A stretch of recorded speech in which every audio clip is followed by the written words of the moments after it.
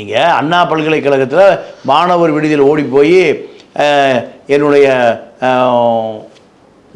நண்பி இந்த ஞானசேகரன் கடத்திட்டு போயிட்டான், ஞானசேகரை மறித்து வச்சுருக்கான், ஓடி போய் அந்த இளைஞன் அந்த பொண்ணோட பேசிட்டு இளைஞன் ஓடி போய் எங்கே சொல்லியிருக்கணும்?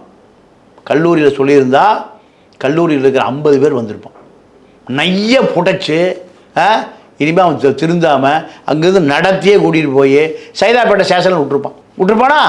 அப்போ ஞானசேகர் யாருன்னு உலகத்துக்கே தெரிஞ்சிருக்கும். அதை செய்யாமல் ஓடி போய் படுத்துட்டான். இது எப்போ புகாராக வருது? அடுத்த நாள் திமுக போலீஸ் பூரா அதை மறைக்குது. அப்படிலாம் ஒன்றும் இல்லை. மேலிருந்து உத்தரவு, கமிஷனர் சுயமாக செயல்பட முடியல, எந்த போலீஸ் அதிகாரி சுயமாக செயல்பட முடியல. ஏன்? திமுகவை நீங்கள் காப்பாற்றணும், திமுகவை நீங்கள் எக்ஸ்கியூஸ் பண்ணக்கூடாது. திமுக அண்ணா திமுக ரெண்டு அதே தான்.